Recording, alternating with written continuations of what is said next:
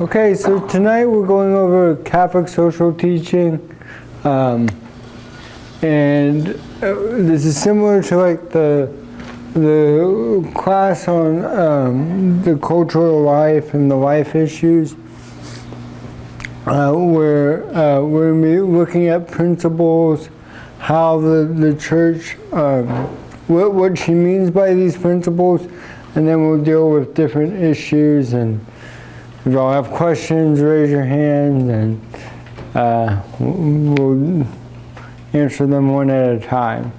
One of the most beautiful things about the Catholic social teaching is it's consistent through and through. And the other thing is it can't be tied down to a political party. So people usually try to say, oh, well, Catholics are this party or that party or whatever.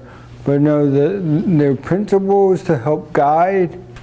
And so the other thing is we'll have to realize is when we're talking about principles and different moral issues, a lot of times because we're in America, we start thinking about policies, and we're like, well, this policy says this, and I don't like the other policy that the other party's proposing. And the nice thing is the church may not agree with either. It may be saying both of these are wrong, you need to figure out a different thing. And so I'll try to do my best to present it all, and so if you have any questions, please feel free to ask, okay? So on the board, I wrote about 8 principles.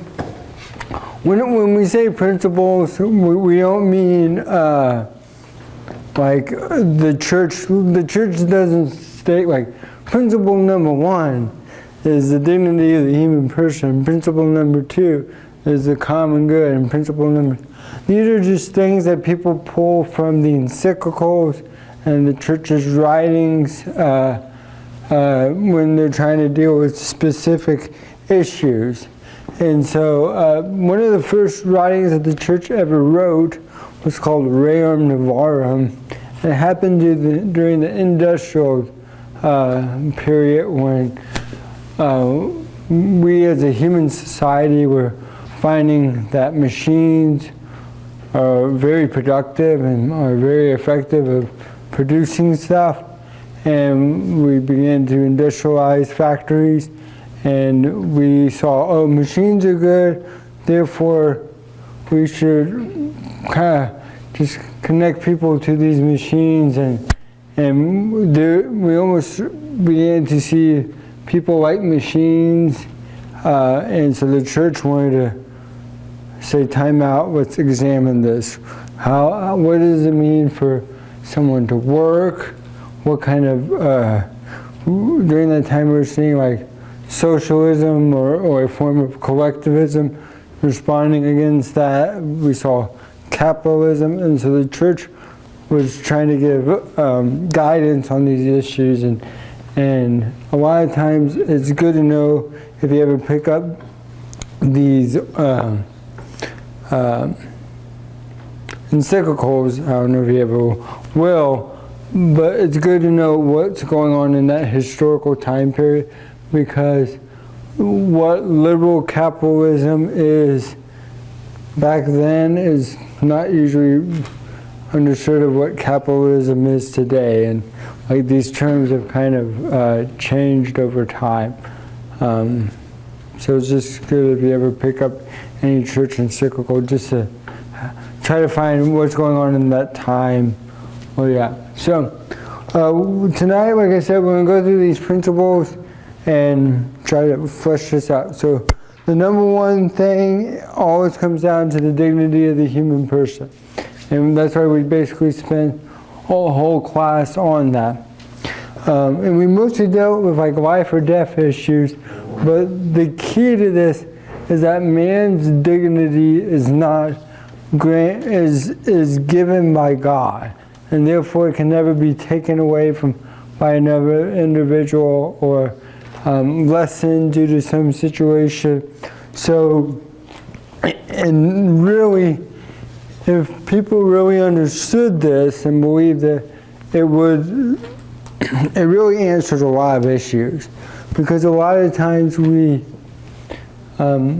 since we believe people had dignity and should be respected, the idea of having a phrase like, well, those people isn't allowed, because those people are actually just like you. I mean, they may have one thing different, but you're both equal.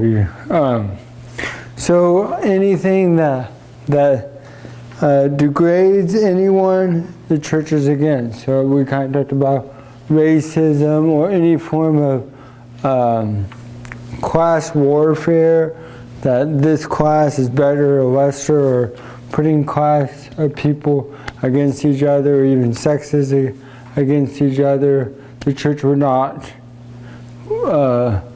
accept. Why? Because each person is equal, no matter what. That doesn't mean that everyone's the same, but it just means that everyone's equal. So that by saying that, then that means everyone has rights. If we have dignity, we have rights. And so the church kind of states basic rights that everyone should have. And it's in a book called The Compendium of Social Doctrine. But it lists these things. All people have a right to life from conception and natural death, to live in a united family, to develop one's intellect, the freedom to seek truth, to share in work and be able to support oneself, to freely establish a family and bear children, and the freedom to religion. So no one can suppress someone's religion upon them. No one can prevent someone from being educated or from supporting their family. So any time a government or a corporation tries to infringe upon the family unit, the church would be opposed to that. So, because each person has a basic right. So are there any, I mean, most people all accept basic human rights. There's, because everyone can put themselves in that standpoint, and yeah. So that's pretty simple. So the next one is the common good. And this is really where we see a big difference between how the church understands the common good and basically everyone else understands the common good.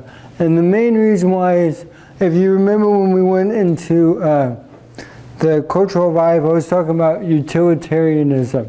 And that's a belief that we want the most amount of pleasure, the least amount of pain for everyone. And that's how most people make their moral decisions. And because it's kind of like majority rules. And that's basically what democracy is. Well, that's not how the church understands the common good. The common good is not defined by the majority rule, because if the majority rules, basically what you have is you have a dictatorship of the majority, and then the minority can have no rights if the majority say so.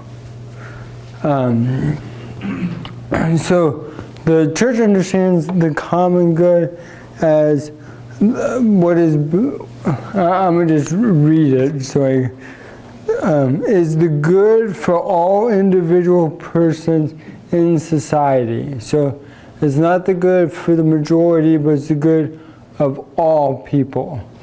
And so you look at the basic rights of all people.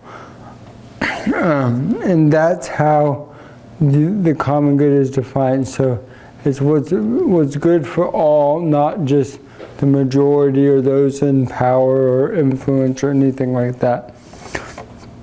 So the sum total of social, so a lot of times you can look at the common good as trying to create the best situation for everyone to succeed, prosper, and do well in, not just this group or that group. Any questions on that? Again, so the next thing is the principle of the universal destination of goods. And so, how many of y'all heard about the Pope's new encyclical, Laudato Si? Anyone? You got one? Okay, that's good. Don't have to deal with that. So the Pope's encyclical was addressing this issue, but the whole thing is that all of creation was bestowed to humanity to be a good steward. That was one of the first commands to Adam and Eve, to till and, I forgot the other verb, till and, I'm sorry, I don't have a Bible, typical Catholic. Oh well, till and it's basically, so I don't know. Yeah, I bet you if you told me I would, the soil, but this idea that creation is here for you to be responsible for. So creation is for everyone, and the goods that come from creation are for all people. So we have this responsibility to take care of creation or any good, because they were given by God for all people, because we're all equal. So you may think, okay, well that sounds like communism. Like, well, this is all for everyone. But no, the church sees that each person has the right to private property also, because an individual can be granted creation to be a steward of it to their best ability, as long as they see that this gift that they're given, which is whatever good labor they've produced from this, is for the betterment of not just themselves, but for all people. And you see this underlying theme between it all is basically the church wants people to be generous. Okay, so you can own property, private property, but it must be with the understanding that this is not just something that you own, it's for the betterment of everyone. So let's, I guess, move from the, I guess, abstract to the practical. So we'll take a couple of examples. So let's say, like, I'm a potato farmer. Well, let's do onions, because for some strange reason, I don't know the soil here, but I'm guessing like onions are really good to grow because you have noonday onions. So let's say I grow onions, and I'm really good at growing onions, and so I grow a lot. Now, so I've sowed, I've produced labor to produce these onions, and then I sell them out to people that supports me. We all know economics. But if I have excess, or even if I don't have excess, if I see someone in need that needs onions and they can't pay for them, I can be generous and give them onions. I know this is an overly simplistic thing, but the key is, because a lot of times again, in the political battle, it's, well, should the government do this, or should blah, blah, blah do that? The church doesn't care who does it. That's the key. It doesn't care who does it. What the church wants is that as long as the government respects people's private property, the church would be against collectivism, because people do have a right to private property. But as long as those of the needy are being met, the poor are being met, the church isn't going to like determine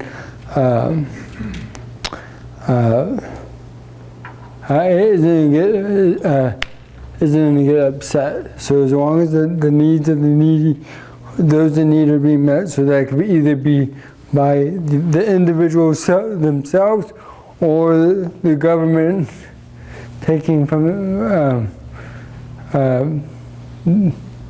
taking excess, or however you want to view it in your political view, or tax, and then giving it to the needy. The church doesn't mind. And the reason why I bring this up with politics is a lot of times you'll hear like an issue being raised from a political standpoint, and they will state, you'll hear like let's just take the example of the Obamacare or the HSS mandate.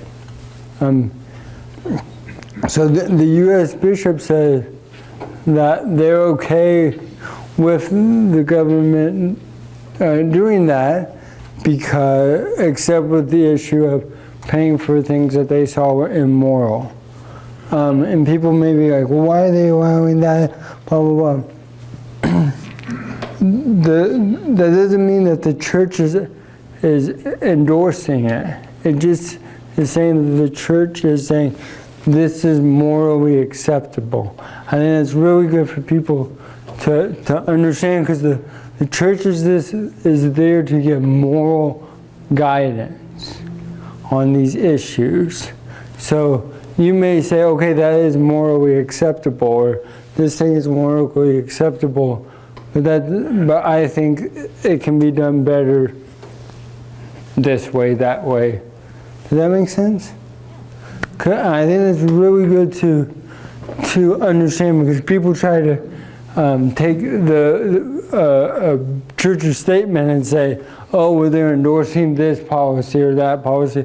No, they're just giving moral guidance of whether this policy or that policy is morally acceptable under the principles of the church. So one's not morally bound to endorse something unless they're saying this policy that they're saying that they're pushing through is immoral.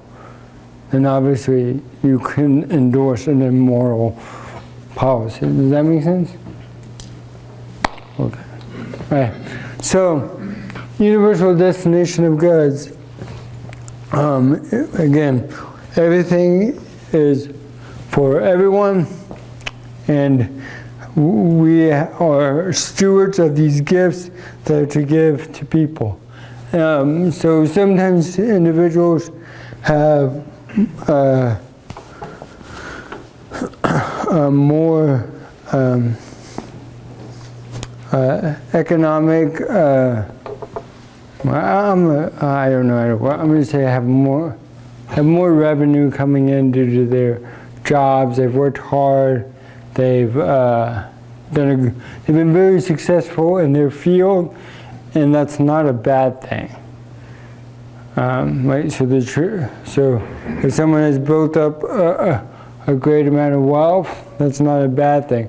Again, the church just asks that if someone has that, to be generous with those in need, to help them out to the best that they can. So the whole thing of you can't hoard stuff for the sake of just keeping it. Does that make sense? So,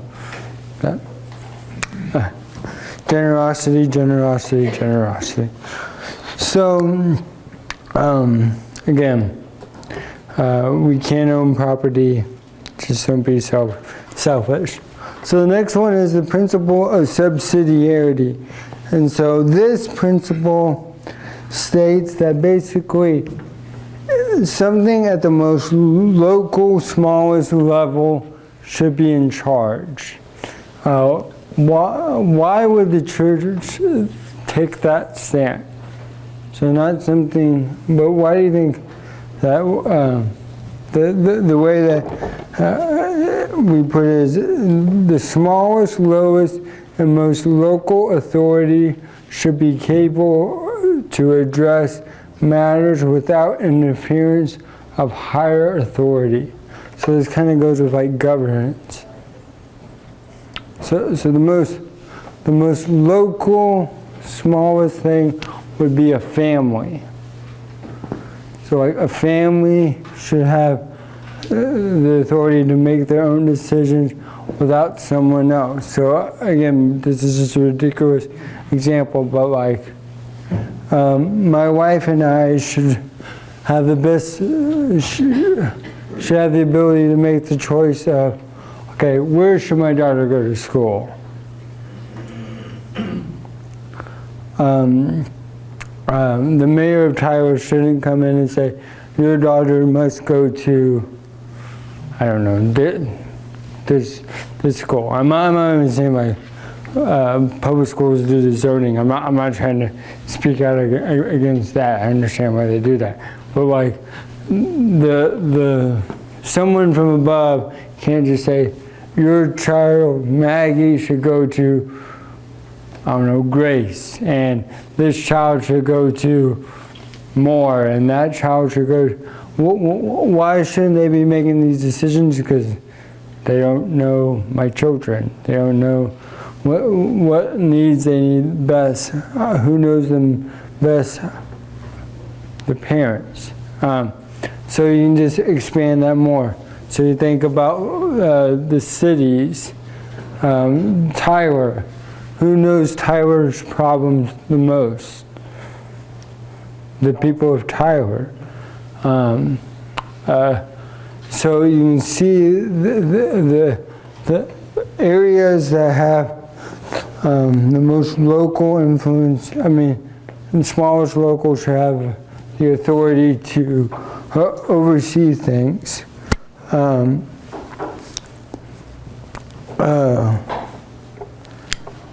So it's to protect individuals, families, local governments from larger governments. And again, the nice thing is in America, we really do have that. I mean, we have a local government, and we have a state government, and then we have a federal government. And then we can debate whether the federal government has too much power or not, but the nice thing is you can look at America and we say, hey, we do have this, we do try to have local authorities deal with local issues, right? We do have like a Tyler ISD. We don't have like a Texas ISD or a federal ISD that, yeah. So again, that's very nice on that issues. So again, you can see why the church would be against any form of collectivism, where one or strictly communism. Communism was first denied due to it being very atheistic when it was first proposed. But you can see any form of centralized authority making all choices, the church would not be frowned upon. And you may think, okay, so y'all may think, well, that's kind of odd because you kind of had a pope, you know, and like, isn't that kind of counterintuitive? Or calling the kettle black, I guess. But the interesting thing is, if you look at the church is actually built like this. So the Pope is the Pope and the Vatican give like sacramental rites, like guidance on that. They give norms for the sacraments. They define when errors come up. But the bishop in Tyler, he can literally determine when the sacrament of confirmation will be celebrated. So that's why here in the diocese, it's celebrated right before First Communion. In other dioceses, it's performed at a later date. So even the bishop of the diocese has a lot of authority trying to find, okay, the people in East Texas, what is the best thing for the people of East Texas? And that's why if you ever go to another diocese, you might see something different. And even the parish, the priest has authority to make decisions. That's why if you've gone to Flint, to St. Mary Magdalene, the parish in Flint is different than this parish because we're serving different people. Or even Chandler or Gun Barrel City if you go further out. Yeah, so you even see this principle set out in the church. Any questions here? Okay, maybe I should I don't know.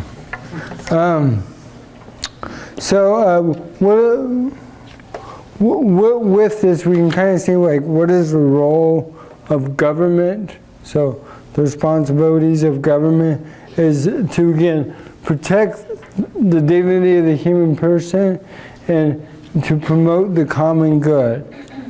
So its laws that it produced should all try to do this.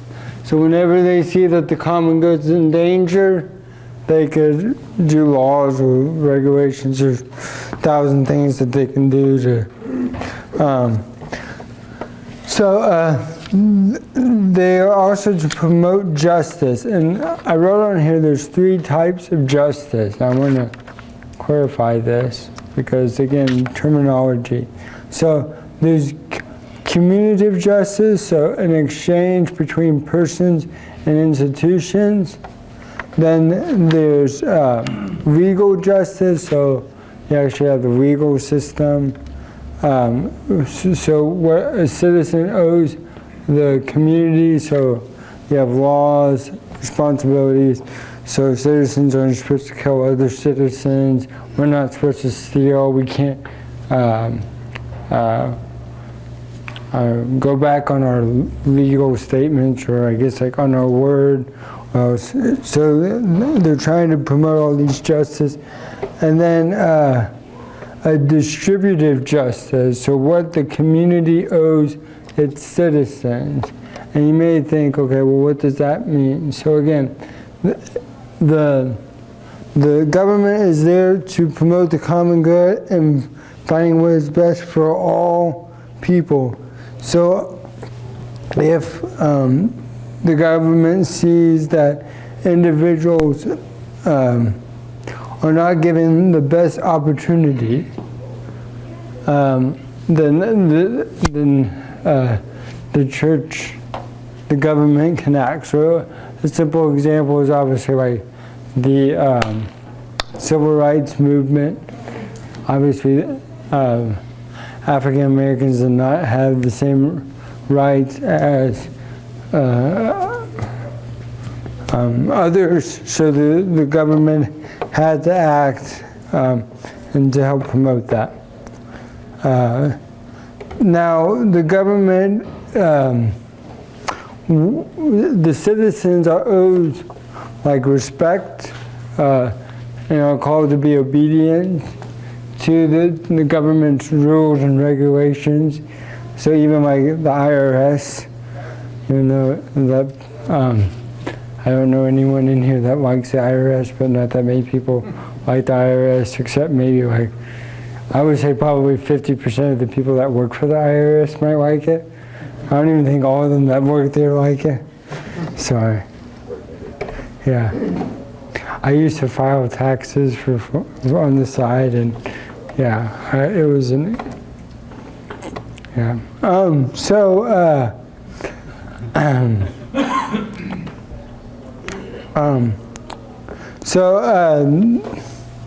The only time that we're obliged not to obey the government is basically if the government's asking us to do something immoral. Then we would say no. But if they're not asking us to do something immoral, it may be stupid in our eyes, but we're still to be obedient. So, like the example would be when I'm driving down to Corpus Christi on I-37, I think, where there's literally no one. I think there's like 2 gas stations along this like 150-mile road from San Antonio to Corpus. The Texas government tells me that I should drive 75 miles per hour. So I do it, even though I think I can go a whole lot faster. Because there's no turns. I am obedient. Yeah. So this kind of goes into next one is participation. So we see that people of higher authority have just to, I guess, write it out. So you have God, who's the ultimate authority, and He allows His authority to be bestowed upon either someone that's in authority. So it can be government, or it can be something that's close in my heart called a parent. But there's this natural order, and they have the responsibility to look out for either the citizens or a child. And they have the responsibility to be obedient to that. As long as they're not telling them to do something immoral.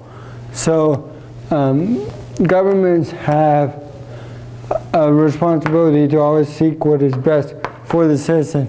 But the other thing is, if citizens have the opportunity, especially here, to participate in their self-governance, which we do, we have a responsibility to play a role in that. So the whole thing of voting is really important as Catholics. Like, we're supposed to vote because we have a responsibility in our own self-governance. So to reject that would be actually like a form of sloth or just laziness. I was going to say something about, oh man, oh well.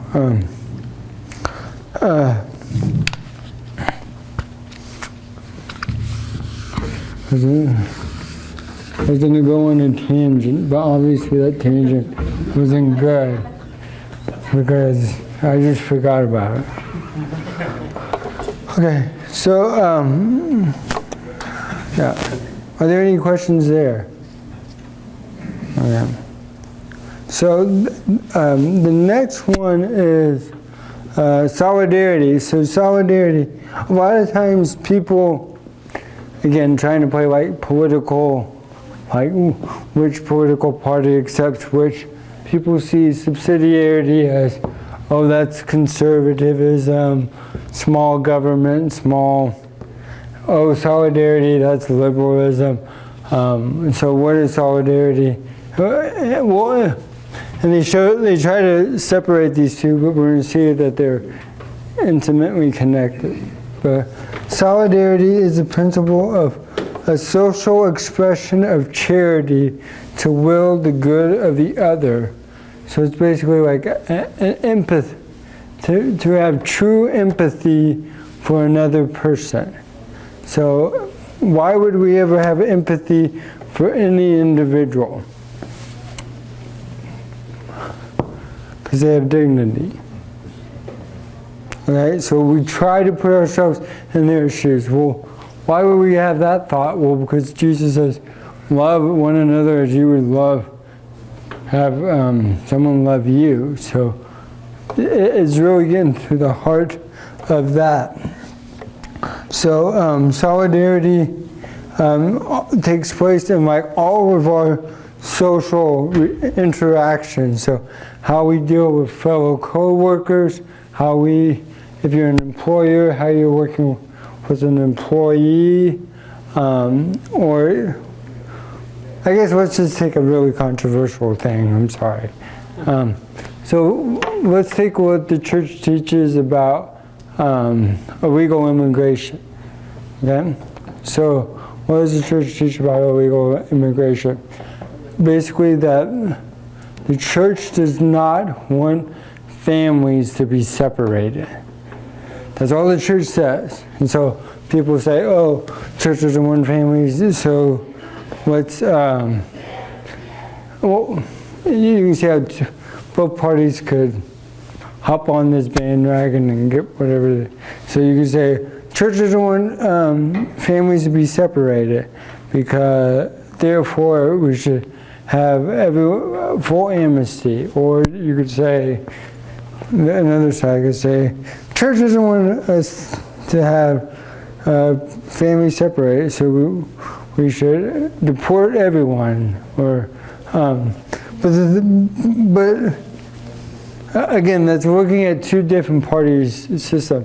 Why wouldn't the church want families to be separated? Well, one, subsidiary, you want those families to be connected. Two, you can think of solidarity. Would you want to be ripped away from your family? Especially, I mean, you hear stories of kids going to school because they were born here and their parents are working at some factory and ISIS runs the factory, and then they get, they don't have their papers, they get sent to an ICE station, or basically on the process of being deported, and the kids come home and they don't know where their parents are. So that does happen, and then usually the kids go into foster care unless the parents have worked something out. So I don't think anyone would say like that's a good thing. But the key is when the church is making a statement on something, we need to understand what the church is saying. We don't want to separate these families.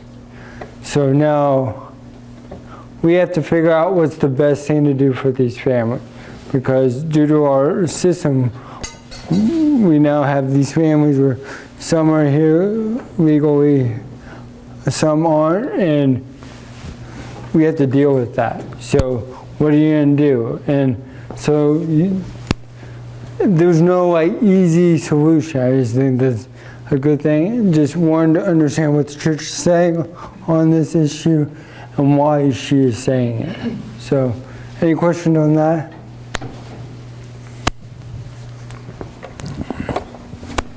Okay, so the other time, more practical standpoint, because a lot of times we're just talking about politics, is so if you are an employer or an employer, or you're working your way up to that, the way the church understands work and the value of labor.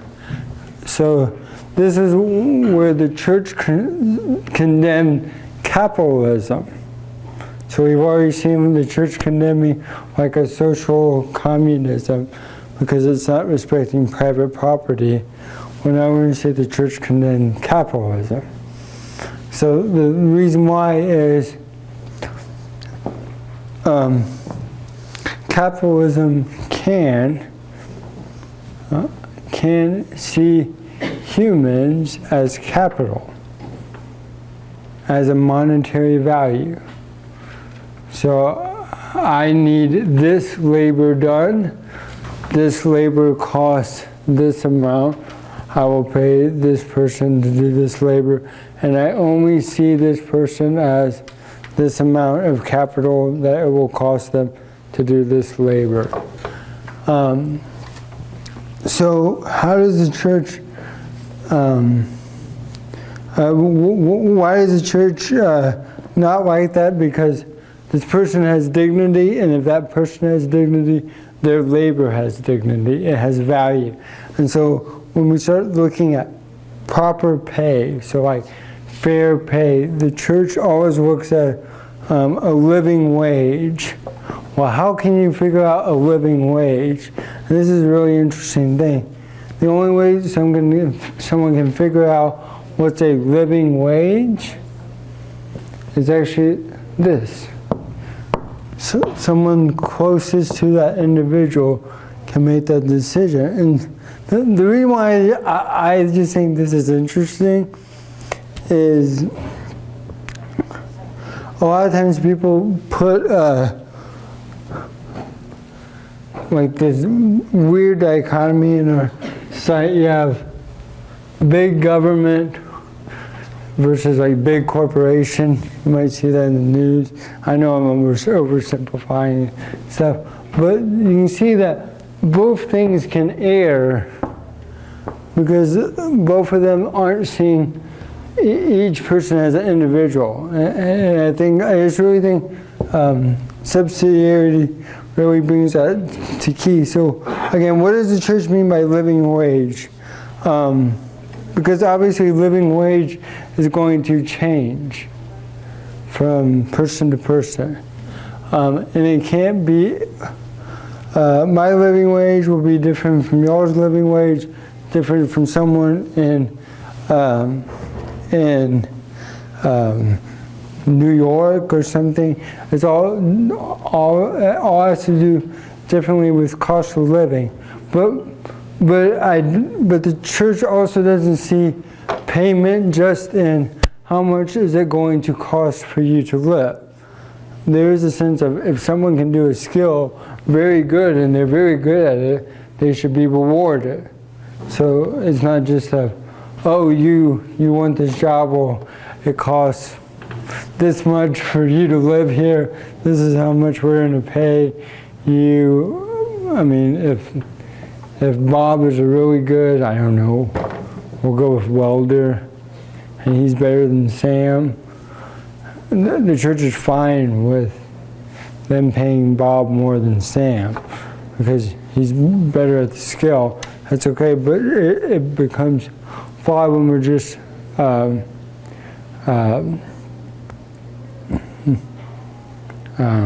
can we not seeing an individual for their needs. And yeah, does that somewhat make sense?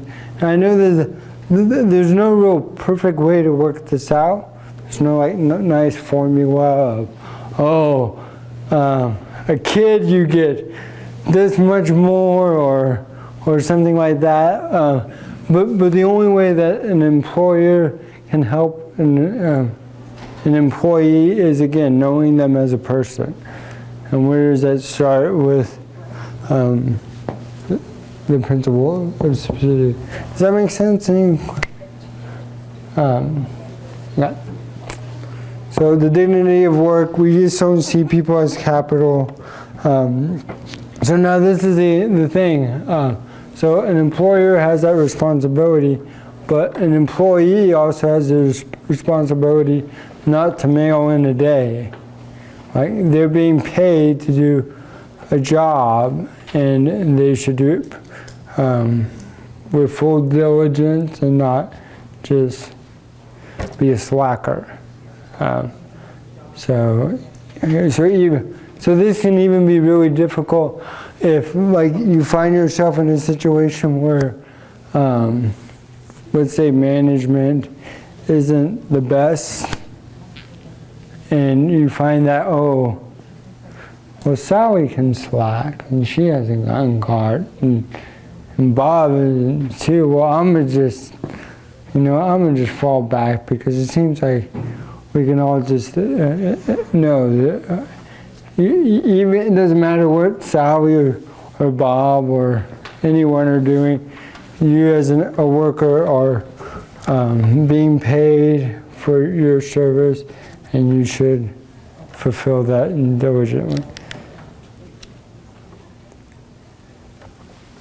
Okay. Any questions? Now the church has also seen, especially during like the Industrial Revolution, if individuals aren't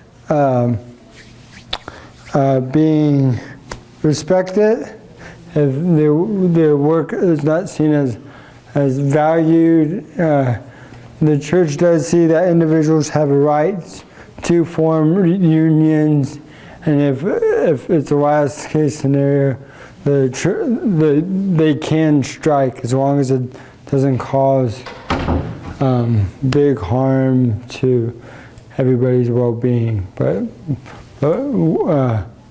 employees do have the right to strike. And then finally, the biggest one is the preferred option for the poor, is that we do have a moral responsibility to help the poor. And we will always have the poor. So that's something that we're going to solve. But we have a responsibility to help them. And so if we can all do our part, like there's little things, so just a good example of this. So my wife and I are constantly trying to instill in our kids that they are very blessed, right? Because they are. Like, you look at the world, and Americans are extremely blessed. Like, I was joking with a staff member. I mean, so let's take a horrible thing that happened in the news up in Michigan with the lead in the pipe. Like, that's horrible, okay? So due to the water issues here in America, people die 20 years earlier, or 10 years earlier. Water issues in other countries, people die like 10 days later. I mean, just to put that like in perspective, like our problems, we always call them first world problems. We're very blessed. So we always we buy canned stew, like those chunky stew, because you always see people on the corners, and or especially downtown here, that are poor, and you know what? If you don't want to give them money because you're afraid of what they're going to do, give them something to eat. And so that's what we do. And it's amazing. They're all happy because one is quite filling and they don't have to heat it up. And we always get the pull top so that they can open it. That's something that we do, and we try to keep our kids aware that like there's people that are less fortunate than us, and we have a responsibility to best help them also. So there's physical things that you can do. St. Vincent de Paul, when we went down there for a couple of classes, if you want to talk about subsidiarity in action, so St. Vincent de Paul meets with each family and tries to find, okay, so what needs you need? Okay, you need help paying this bill. Okay, you need groceries, and they'll give them, well, actually, I don't want to brag, but we actually give out like fresh meat and vegetables, so we don't just do canned stuff. But we try to meet with the people where they are and help them. So supporting St. Vincent de Paul. If you don't have extra money, a way that you can support them is if you ever have any extra stuff that you want to get rid of, we have a St. Vincent de Paul store. And it works just like Goodwill, and all the proceeds then go to St. Vincent de Paul. They do the angel tree. I don't know if any of y'all took the thing. So the angel tree, sorry, if y'all saw, my wife's name is on it. So we help organize that. The reason why people call and they're like, well, we want to give people toys. But the thing is, so we work with St. Vincent de Paul. The people that come to St. Vincent de Paul, they don't want toys. They want warm clothes because they don't have warm clothes. So that's why we give them warm clothes. So again, always helping the poor. Usually we have things in the back of the mind of, oh, they're wasted on money on drugs, or they're going to do this. Well, and that could be true. I mean, I've met a lot of people. It's funny, they don't remember me for some strange reason. They all tell me different stories. I've worked with them down here. But they're still people, and they still need help. And so if you feel uncomfortable giving money, there's plenty of ways to still help them, or support organizations that help them. Salvation Army does an amazing job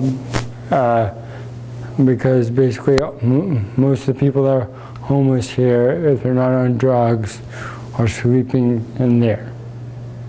And then everyone else sleeps outside when it's 30 degrees. So just to think of that. So we should really care for the poor, yeah, and help them out as much as we can.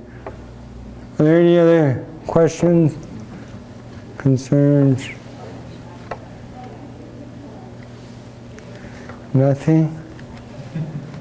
Please. Was I not too direct? Or, wow. I thought we would. How are we doing on? Okay. Well, man, if we don't have any questions, I'm nothing to keep y'all. I feel kind of bad. You're doing a really good job. Yeah. Oh, y'all really want to get out? No, I'm joking. Did you cover participation? Yeah, so participation plays the role of, we're called to participate in the government if we have the ability. So that's like voting, playing an active role, even going beyond voting. Because the thing is, our government laws and structures form our culture. And our culture forms our law. It's this interchanging thing. So trying to promote things from a political standpoint and a cultural standpoint that promote the gospel, we're all to play a part of. So we can't be passive in our approach. So that's basically what that is. And the government can't suppress that. I think that's key. Like, yeah. So again, you can see why the church is very fond of democracy, but it has its concerns with the common good, because with democracy, the majority rules, and if the majority rules totally, like there's no constitution protecting individual rights, then the majority can suppress the minority, and you just get a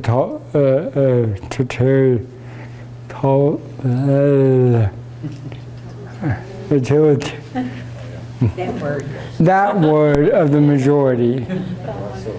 Wow. Caught on those myself. Yeah.